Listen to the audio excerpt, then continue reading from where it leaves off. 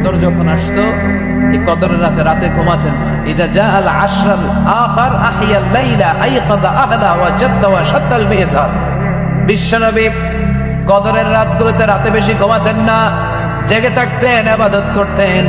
ফাতেমা রাদিয়াল্লাহু তাআলা আনহাকে জাগিয়ে দিতেন, স্ত্রীদেরকে জাগাতেন, সন্তানদেরকে জাগাতেন আর বলতেন দাঁড়িয়ে যাও, আল্লাহর সামনে দাঁড়িয়ে দাঁড়িয়ে সিজদায় পড়ে থাকো। জাদ্দা ওয়া শাত্তাল মিজাজ মানে কোমরে গামছা বেঁধে আনতেন, মেটাফরিক রূপক অর্থ। 365টা রাতের মধ্যে শ্রেষ্ঠ রাত কোন রাত? কদরের রাত, ঠিক কিনা? ইন্না আনজালনাহু ফি লাইলাতিল কদরি ওয়া মা আদরাকা মা লাইলাতুল কদর লাইলাতুল কদরি খায়রুম মিন আলফি শাহর। সুবহানাল্লাহ পড়েন। হাজার মাসের চেয়ে সেরা। বিশ্বনবী মদিনাতে কাঁদছেন, বিশ্বনবীর মন খারাপ। মন খারাপের কারণ হচ্ছে আগের যুগের উম্মতের বয়স আর হায়াত ছিল অনেক বেশি, কেউ পেয়েছে 3000, কেউ 1000, কেউ 500।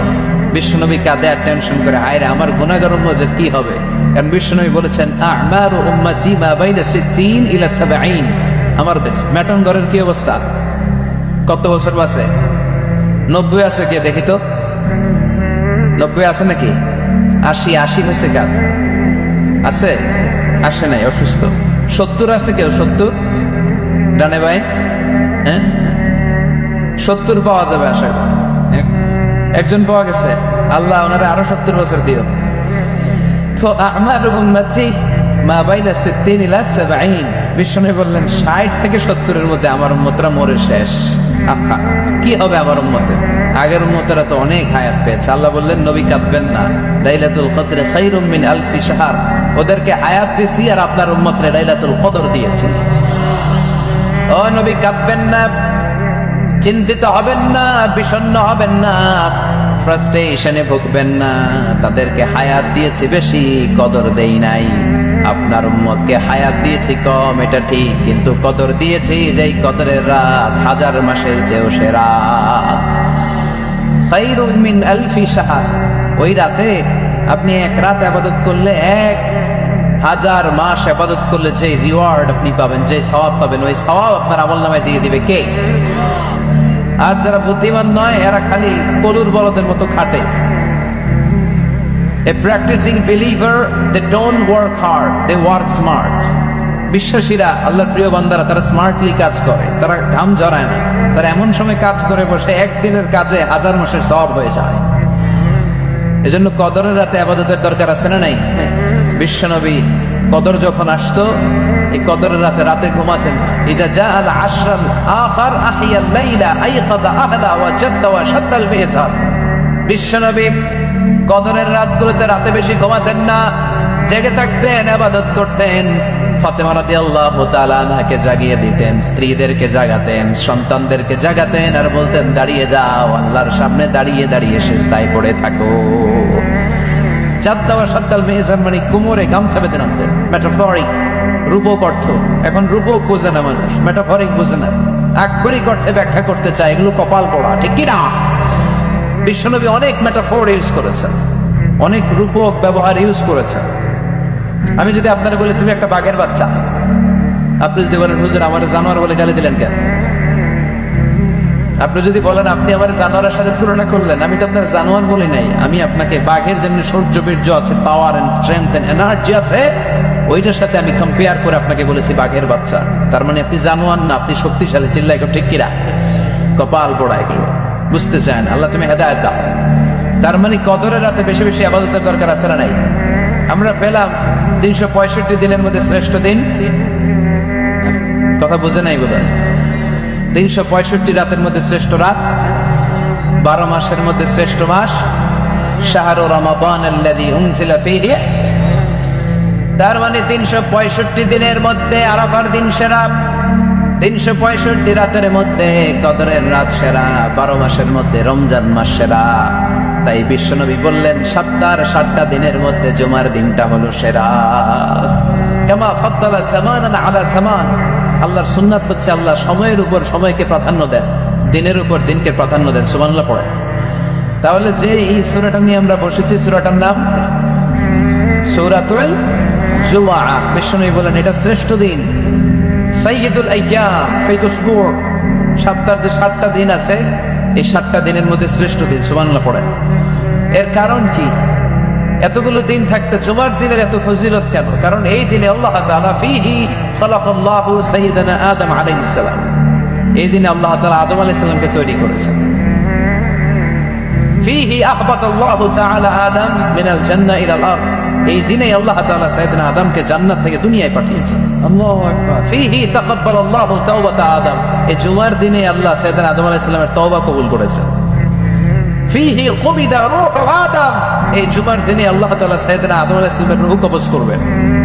ওয়ালা তাকুমুস সাআতু ইল্লা ফি ইয়াউমিল জুমআ, আর জুমার দিন ছাড়া কিয়ামত অনুষ্ঠিত হবে। তাহলে জুমার দিনের আলাদা স্পেশালিটি আছে না নাই? আবার বিশ্বনবী জুমার দিনকে লক্ষ্য করে বললেন, আল জুমআতু ইলাল জুমআ কাফফারাতুন লিমা বাইনাহুমা, এক জুমা থেকে আরেক জুমার মাঝখানে যে 7টা দিন আছে, জুমার কারণে 7 দিনে যে গুনাহগুলো হয় গুনাহগুলো জড়িয়ে দেয় কে? রজব শাবানে বরকতে দাও, রমজান মাসে গুনাহ ঝড়াও, সপ্তাহ জুড়ে তুমি বরকতে দাও, জুমার দিনেতে গুনাহ ঝড়াও, রজব শাবানে বরকতে দাও, রমজান মাসে গুনাহ ঝড়াও। পড়েন আমিন। এই জুমার মাধ্যমে বিগত সপ্তাহের গুনাহগুলোকে ছড়িয়ে আপনার নিষ্পাপ করে দেয় কে? আর রমজানের মাধ্যমে বিগত 1 বছরের গুনাহ মাফ করে দেয় কে? এই জন্য বিশ্বনবী রমাদান আল মুবারাক আসার 2 মাস আগ থেকেই নিজেকে প্রিপেয়ার করতেন, প্রস্তুত করতেন। রজব থেকেই তিনি দোয়া করতেন, আল্লাহুম্মা বারিক লানা ফি রজব ওয়া শাবান ওয়া বাল্লিগনা রমাদান, আল্লাহ তুমি রজব শাবানে বরকত দাও, রমজান মাসে আমাদেরকে পৌঁছিয়ে দাও। পড়েন আমিন। এখন যে মাসটা আমরা কাটাচ্ছি কি মাস? এই মাস থেকে বিশ্বনবী নিজেকে প্রিপেয়ার করতেন। আর শাবান মাসে বিশ্বনবী সবচেয়ে বেশি নফল রোজা রাখতেন। যারা নফল রোজা রাখতে চান এরা শাবান মাসে রাখবেন। রমাদানের পরে যেই মাসে বিষ্ণু ইসলাম সবচেয়ে বেশি নফল রোজা রাখতো ওই মাসটার নাম হচ্ছে শাবান। বেশি বেশি নফল রোজা রাখবেন তো, আল্লাহ তুমি কবুল করো। এই জুমার দিনের মর্যাদাটা আল্লাহ তাআলা সর্বপ্রথম ইহুদিদের দিতে চেয়েছেন। কাদেরকে? কথা বলেন। ওরা এটা নেয়নি, ওরা নিজেদের জন্য শনিবারকে ওদের অ্যাসেম্বলি ডে বানিয়েছে। ওরা বলেছে না, আমরা শনিবারে ইবাদত করি। এই দিনটা আল্লাহ তাআলা নাসারাদেরকে দিতে চেয়েছে, তারাও নেয় নাই। তারা রবিবারকে তাদের ইবাদতের দিন হিসেবে চুজ করেছে। অবশেষে আল্লাহ তাআলা আমাদেরকে এই দিনটা দিতে চাইলেন, আমরা কোনো কথা ছাড়াই গ্রহণ করলাম আর ধন্য হয়ে গেলাম। ফাগাদান লিল ইয়াহুদ ওয়া বা'দা গাদিন লিন নাসারা, জুমার দিনটা আমাদের দিন। গাদান মানে তারপরের দিন, শনিবার হচ্ছে ইহুদিদের জন্য আর রবিবার হচ্ছে খ্রিস্টানদের জন্য। আর আমাদেরকে জুমার দিন দিয়ে খুশি হয়ে গেলেন কে? আবার বিশ্বনবী বললেন, জুমার দিনটা এমন দিন, এই দিনে আল্লাহর পক্ষ থেকে বিশেষ ফেরেশতারা মসজিদের সবগুলো দরজার মধ্যে দাঁড়িয়ে যায় এবং জুমার নামাজের আগ দিয়ে খতিব সাহেব আসার আগ পর্যন্ত লিখতে বসে যায়। কে কে মসজিদে ঢুকে নামগুলো তারা কাউন্ট করে, এন্ট্রি করে। সর্বপ্রথম জুমার সালাত আদায়ের জন্য যে মসজিদে ঢুকে, আল্লাহর রাস্তায় উট কুরবানি করলে যেই সওয়াব, ওই ব্যক্তির আমলনামায় আল্লাহ ওই সওয়াব দান করে দেয়। সর্বপ্রথম জুমার দিন যে মসজিদে ঢুকে ফালাহুল বুদনা, তার জন্য থাকে একটা উট কুরবানির সওয়াব। ওনার পরে যে ঢুকবে ফালাহু বাকারা, তার জন্য গরু কুরবানির সওয়াব। 3 নম্বরে যে ঢুকবে ফালাহুল কাবশা, তার জন্য ছাগল কুরবানির সওয়াব। 4 নম্বরে যে ঢুকবে তার জন্য ফালাহু আদ-দাজাল, মুরগি কুরবানির সওয়াব। 5 নম্বরে যে ঢুকবে তার জন্য আল বাইদা, ডিম কুরবানির সওয়াব। সুবহানাল্লাহ পড়ে। এরপরে ইমাম সাহেব যখন খুতবা দেওয়ার জন্য চলে আসে, ফেরেশতারাও বসে যায়, খুতবা শুনতে শুরু করে। সুবহানাল্লাহ পড়ে। তাহলে এই জুমার দিনের আলাদা সিগনিফিকেন্স আল্লাহর কাছে আছে না নাই? বেশি না কম? আলহামদুলিল্লাহ যে এই দিনটাকে আমরা ছুটির দিন হিসেবে পেয়েছি। 1984 সালে তৎকালীন প্রেসিডেন্ট হুসাইন মোহাম্মদ এরশাদ সাহেবের নাম শুনছেন? হ্যাঁ, উনি এটাকে রাষ্ট্রীয়ভাবে জুমার দিন হিসেবে ঘোষণা করেছিলেন। ওনার কল্যাণে আমরা এই দিনটাকে স্টিল নাও এখনো পর্যন্ত এটাকে আমরা ছুটির দিন হিসেবে পেয়েছি। উনি ইসলামের জন্য অনেক কাজ করছেন, আবার স্বৈরাচারীও করছেন। তো ভালো খারাপ নিয়েই মানুষ, ঠিক কিনা? খারাপটার আমরা না বলি। আল্লাহ তোমার এই বান্দারে ভালো কাজটাকে তুমি কবুল করো। পৃথিবীর অনেক মুসলিম দেশেও এই শুক্রবারকে, এই জুমাবারকে তারা ছুটির দিন রাখতে পারে। ইভেন মালয়েশিয়া ইসলামের জন্য তারা অনেক কাজ করে, কিন্তু তাদের সাপ্তাহিক ছুটির দিন হচ্ছে রবিবার। সানডেতে তারা উইকেন্ড পালন করে। এর কারণ অনেক খ্রিস্টান দেশের সাথে ওদের ফিনান্সিয়াল এন্ড কমার্শিয়াল ট্রানজাকশন হয়।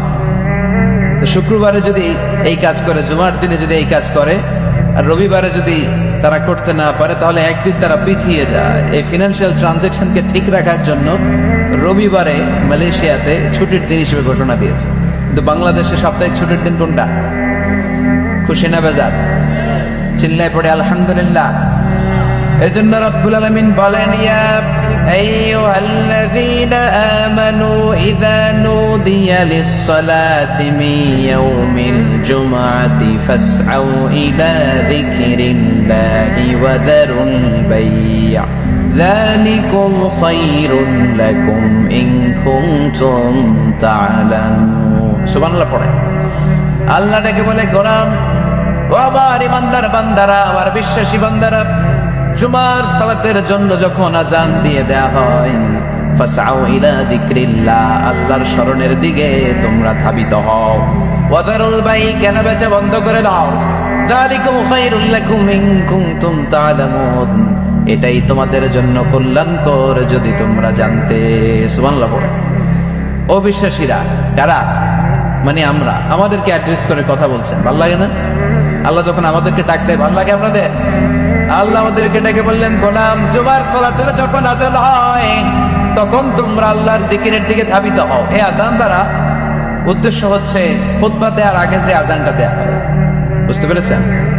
খুতবা দেওয়ার আগে একটা আযান দেওয়া হয় না?